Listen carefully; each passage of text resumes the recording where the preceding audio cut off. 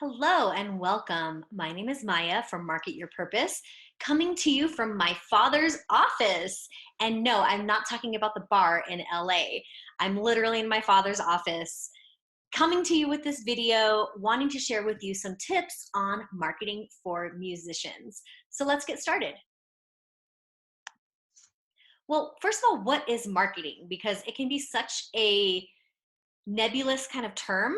I don't know if a lot of people understand what is marketing. So marketing is it's how you communicate your brand message, your message to the world. And so if you saw my branding video about branding for artists, there's some things that we get to in our branding in terms of our core values, our core brand statement. And marketing is the way that you actually get that statement out there and show the world what you are, who you are, what you believe in. For musicians and performers, it's that communication, it's that content that you create to build a fan base and build revenue from that fan base.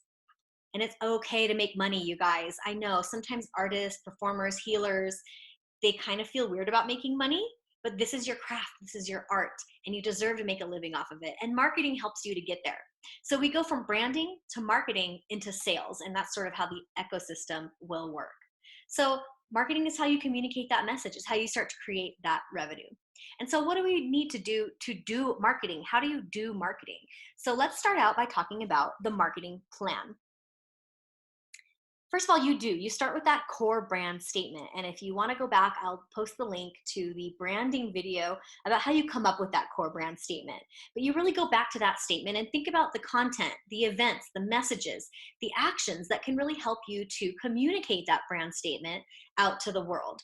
You want to pick one main goal and work towards that in your marketing plan. You really should have one goal at a time. So sometimes we get in trouble because we try to do everything for all people all the time and we don't get anywhere. So with this video, I want you to be very sure that you know what is your one goal that you're going to work towards for this particular marketing plan. And now that doesn't mean that you can't have concurrent marketing plans happening at the same time, but each plan needs to have its own goal. So how do we know what that can be? How do we know where to go with that? So first of all, you want to specify what the outcome is. So we kind of start from the outcome and then we work our way backwards.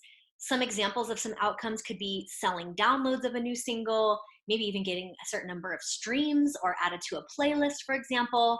Maybe it's to get fans at a live show. Maybe it's to just grow your fan base in general so that, 60 days from now, they're going to buy something from you. So really just start with that goal. What is that goal? And it usually is related to sales. So ticket sales, album sales, streams.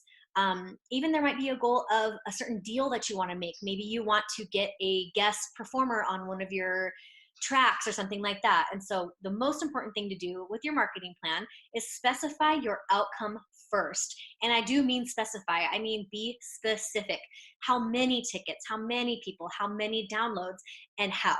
And so first of all, you need to create that goal.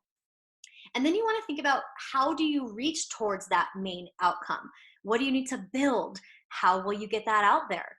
Who will take those actions? And how will you reach those people and inspire that action? So if you don't know where you're going to, how can you create the steps to get there, right? So the first part is the goal. The second part is thinking about how am I going to be able to get to that goal? So we're not thinking about shiny new tools like TikTok or things that, social media channels or things like that at first. Those are the mechanisms by which you're going to get towards that goal, but they're not the starting point. So once you have your goal and once you know sort of how to reach that outcome, then you start to really get into the nitty gritty of your marketing plan and really plan specifically. So you want to outline your steps. You want to calendar that communication or what's going to be released, and then understand how to assess your results. So this can be usually what I do is I create a Google sheet, so a spreadsheet that has either specific content items that I need to create, specific action items for my team, my band members, my bandmates who are helping out with certain things, and then also calendaring. So what date am I going to put out this information, for example, or what date am I going to start the ad campaign? And if I'm going to start an ad campaign, well, I have to have the ad ready, right? So these are all steps that have to kind of come together in your marketing plan. So you may have your Google sheet, to organize all of that and share it with your band members. Now, let's go through an example right now of an actual goal and how we would plan towards that.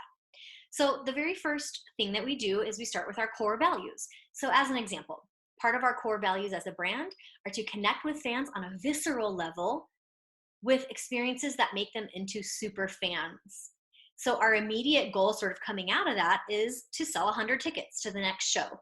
And so, right, one of your goals is to connect with fans on that very personal, physical level. And so it does make sense then that you would want to have a goal of working on a live show, right? So that would be our sort of just example goal.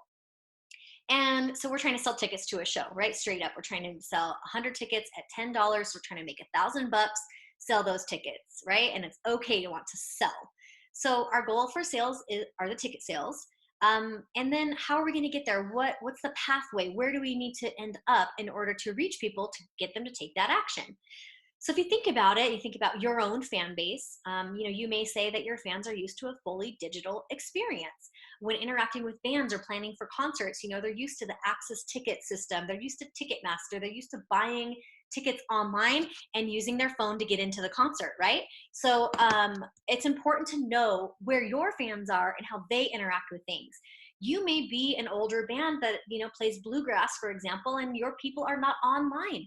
Or maybe they are online, but they're only on Facebook, and they're not used to buying tickets online and then using their phone to get in. They may purchase the ticket online and then want to print it out, for example, or whatever. So, you really do need to understand who you're marketing to in order to really come up with these methods, right?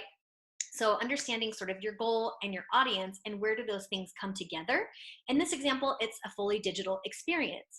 So because of that, we need to create a way for fans to purchase those tickets online, right? So if your fans are online and they want to buy digitally, then the first step towards your marketing is creating that foundation to allow them to do that.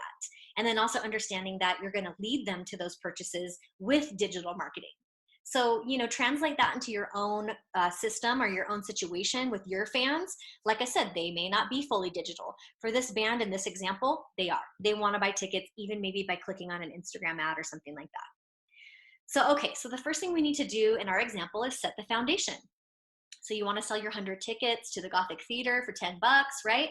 So the easiest thing to do maybe would be to get an affiliate link from the Gothic Theater itself so that and these affiliate links are a specific URL that relates to your particular band or your particular organization. And when the person clicks and comes through that link, it's automatically tracked back to your band. So a lot of venues will do this, right? Because sometimes as young bands especially, we have to sell tickets in order to play, right? So especially in Hollywood, there's pay to play all over the place. Sure, you guys can play. Here's, your 100 tickets to sell. If you don't sell them, you owe us the money, right? So if you only sold 50 tickets, then you're going to be owing them, $500, right? Is that right? Yes. Okay. I'm not a math major. I'm a marketing major, right? Anyway, so the easiest thing to do would be to just get an affiliate link and use that to sell the tickets. The downside to that is that you're taking them out of your own band and brand and marketing experience and into whatever site you're sending them to. So now they're going off of your social media or your website into the Gothic Theater, right? So you've kind of lost them. They're off on another site. So it's easy, but it's also, there's certain ways that it allows you, it doesn't allow you as much control over the messaging and the pathway of the user experience, right? So there's positives and negatives. It depends on how they sell tickets, and maybe that's not available. So if that's not available, or you would rather control your fans' experience from beginning to end, you may need to create a purchase process on your own website, and then maybe you send physical tickets, or maybe you send an email with a printable ticket or something like that. And so really you just need to kind of get into questioning the process with the person who booked you, for example, for this example, and how are these ticket sales going to take place? If you just get a stack of tickets, which a lot of young bands will get, the Gothic Theater will be like, great, we're ready to have you open for such and such band. Here's your 100 tickets to sell. It's actually a stack of tickets. And you're going around campus or going around your neighborhood or your whatever and trying to actually like slang these tickets.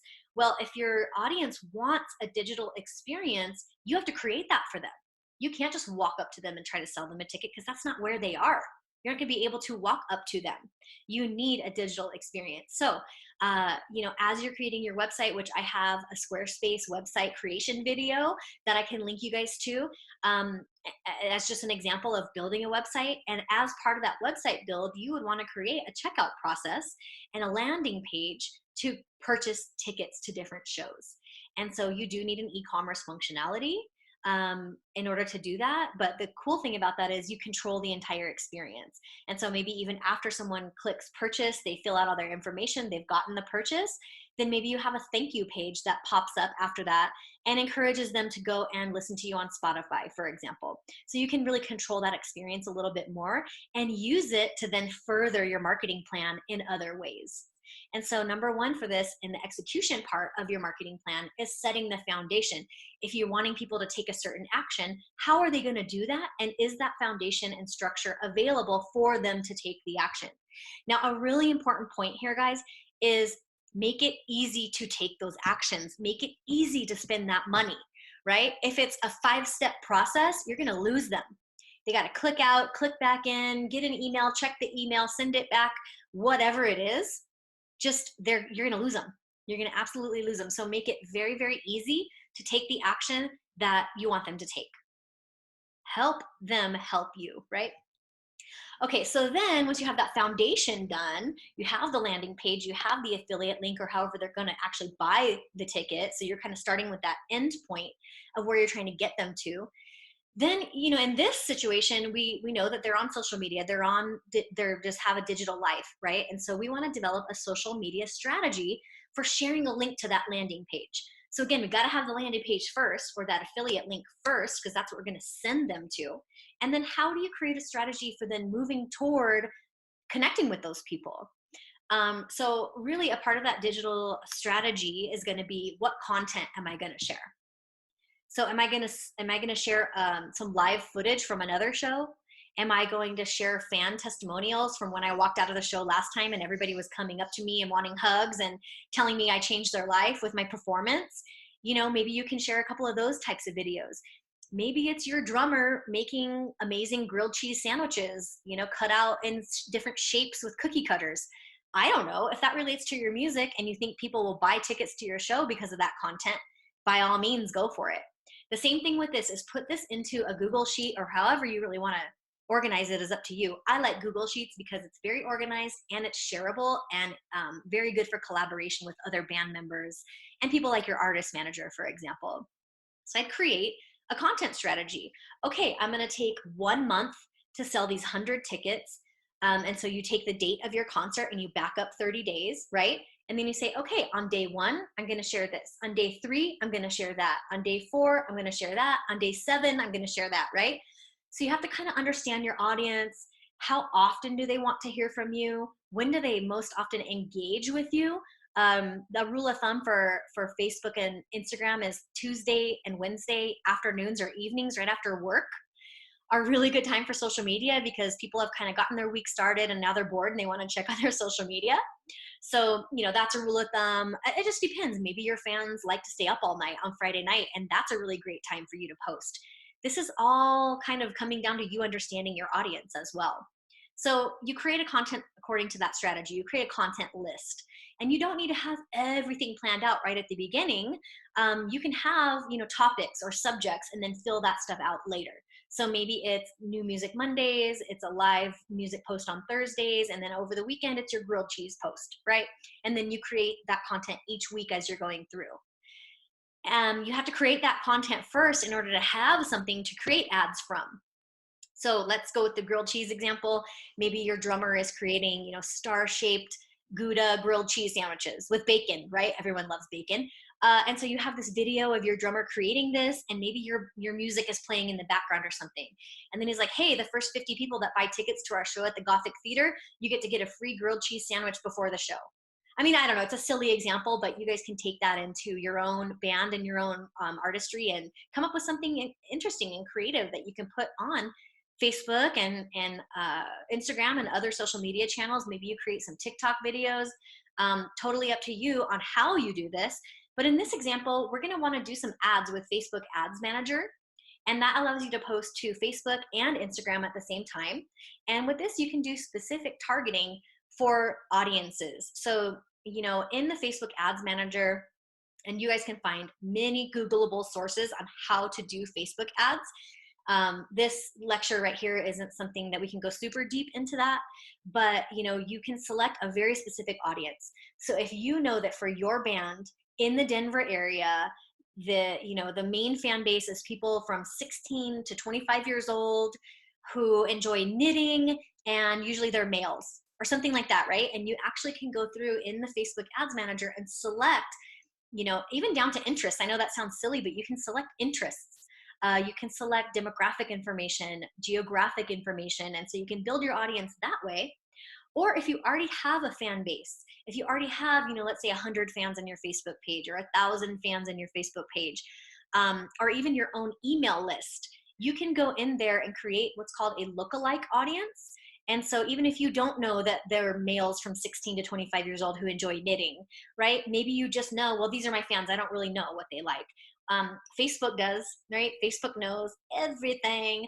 So you can use a lookalike audience, and you can say, I want to send this ad out to anybody that has the same specific characteristics as my own audience. And that's a really great way for people to do it. And all kinds of different advertisers use this, from beauty products to clothing, musicians, services, all kinds of people. They use lookalike audiences. And so you can figure out, and have a small budget. You can do a Facebook ad for 20 bucks, 50 bucks, whatever you think it is, because you're only trying to sell 100 tickets. So use a lookalike audience, but you got to have that content created first. So you have to have that star-shaped Gouda grilled cheese video first in order to create the ad, right? And so your strategy really starts with this content creation process. So then, what happens next is you just go ahead and share that. You create that ad, share that content out, and really specifically share that link that is going to go to your landing page to have them purchase those tickets. I hope that this walkthrough of an example was helpful for you. I'm going to be sharing plenty of other resources on how to market your band, how to market yourself as an artist. So stay tuned and make sure you sign up at marketyourpurpose.com.